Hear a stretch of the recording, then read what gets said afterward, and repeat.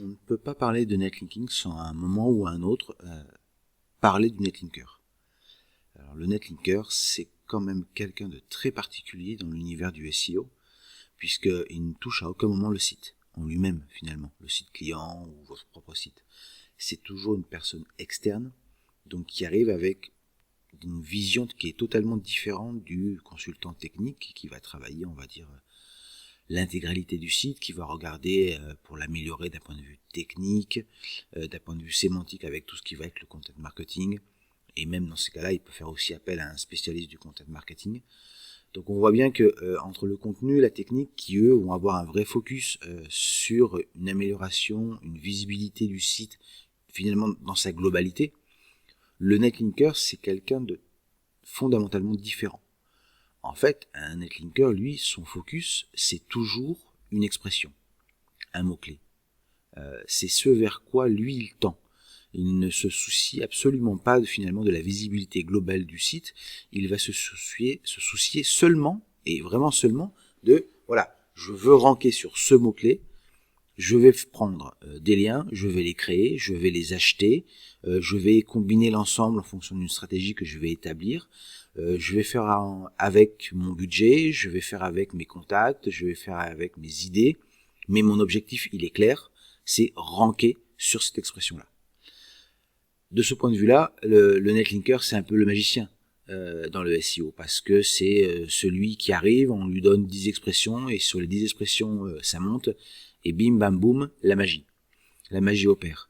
À la différence, on va dire, du consultant technique, ou même du content marketing, qui eux, comme ils ont une vision plus globale, on dira qu'ils vont plutôt se concentrer, en caricaturant un peu, sur la courbe de mots-clés positionnés de SEMrush. Pour un netlinker, ça n'a strictement aucun intérêt. Lui, ce qui va l'intéresser, c'est les positions, encore les positions, et seulement les positions. Donc ça en fait un personnage un peu atypique, en fait, dans l'univers du SEO, parce que cet objectif de ranking peut devenir, entre guillemets, obsessionnel, et faire dépasser les limites.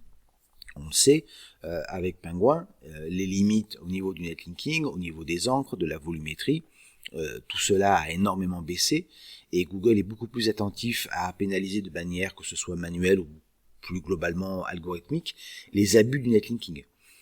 S'il faut jamais oublier ce paramètre du netlinking, qui est finalement la seule activité en SEO qui est réellement dangereuse. On peut revenir sur une erreur technique, on peut revenir sur une erreur au niveau du contenu, mais quand il y a une pénalité au niveau du netlinking, c'est quand même très compliqué de revenir à la position d'avant, sachant que la position d'avant, c'est avant les liens. Donc on se retrouve très souvent avec des pénalités, on va faire sauter la pénalité en supprimant des liens, mais finalement on va se retrouver encore plus bas qu'avant. Donc le netlinker, c'est quand même quelqu'un qu'il faut surveiller. On ne peut jamais laisser un netlinker faire ce qu'il veut. On doit toujours se préoccuper de est-ce qu'il y a un respect des SERP, un respect des volumétries, un respect des encres, et ne pas faire tout et n'importe quoi. On le voit trop souvent aujourd'hui dans des prestations de netlinking, où tout d'un coup, sur une SERP, où en moyenne, on va dire, les 10 premiers sur leur page interne, si on considère des pages internes qui se positionnent, il y a 3-4 liens, quelqu'un arrive avec 10, 15, 20, 30 liens, il va être premier, oui, ça c'est sûr, mais pour combien de temps? C'est ça la vraie problématique. Donc le netlinker, c'est la personne à surveiller, et qui plus est, vu qu'il y a ce côté un peu magicien, ce côté résultat emblématique, il y a aussi ce côté égo, c'est quelqu'un quand même qui est globalement assez difficile à gérer. Tous les netlinkers que je peux connaître ont un égo souvent assez démesuré, plutôt un mauvais caractère, et ne sont pas obligatoirement simples à manipuler, on va dire. Et qui plus est, quand le netlinking ne fonctionne pas, ce qui peut arriver, il aura toujours tendance à vouloir se mêler de ce qui ne le regarde pas finalement, c'est-à-dire le contenu, en disant que le contenu peut-être il est pas top, à vouloir mettre son nez à l'intérieur, au niveau de la technique, à venir dire qu'il faut changer ceci, qu'il faut changer cela, que la tête elle est pas bonne, que la H1 elle est nulle, et ainsi de suite.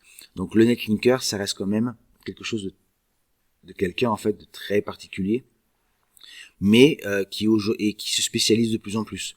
Il y a eu quand même pendant très très longtemps toute une période où le netlinker en fait, c'était un peu l'éditeur de site, et il faisait un peu tout en même temps, et il devait donc avoir un focus finalement de le contenu, la technique, plus le netlinking.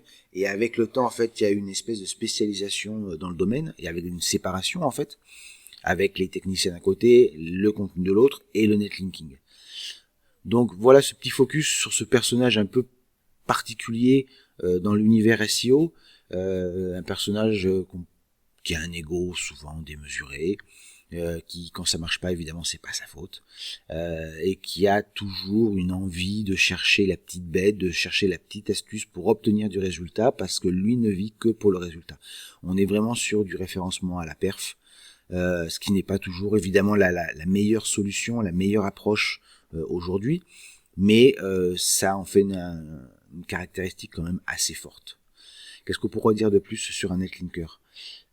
Le netlinker, oui, il doit y avoir une obsession chez le netlinker. Il y a pas, c'est un obsédé du ranking. Donc, il va vérifier 10, 20 fois, 30 fois les positions.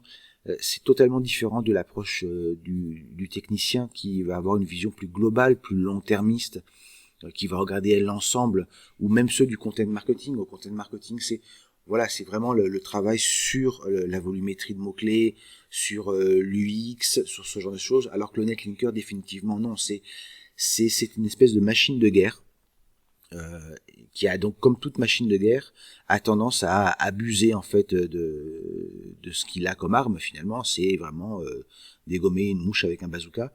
Trop souvent, c'est le cas, et qui va toujours chercher le résultat, le résultat et le résultat. Donc c'est vraiment le personnage très intéressant, hein. Je trouve en tout cas, que le netlinking, ça reste quand même une activité peut-être la plus passionnante qu'on peut retrouver en SEO, parce qu'il y a ce côté résultat, ce côté performance, ce côté touche à tout, ce côté où il faut être ultra créatif pour trouver des solutions des fois à des problèmes insolubles. On n'a pas de budget comme on peut faire du lien sans budget aujourd'hui. Est-ce qu'on peut faire du netlinking sans tools, par exemple? Est-ce qu'on peut ne pas avoir de Majestic, de Href, de SEO Observer? Ça, c'est un défi que va rencontrer un netlinker et qui va essayer de résoudre dans la seule et unique optique d'obtenir du résultat. Donc ce personnage atypique est quand même peut-être l'un des plus intéressants aujourd'hui au niveau du web, mais c'est aussi l'un des plus dangereux. Donc pour tous ceux qui travaillent avec des netlinkers, moi j'ai toujours tendance à dire surveillez un peu ce qu'il fait, parce que si vous le laissez libre de toute action, vous aurez peut-être des résultats, mais il aura toujours tendance à vouloir prendre des risques pour obtenir justement cette top position, qui est en fait la seule chose qui l'intéresse en SEO, quoi. Tout le reste pour lui est totalement inutile et totalement inintéressant bien souvent d'ailleurs.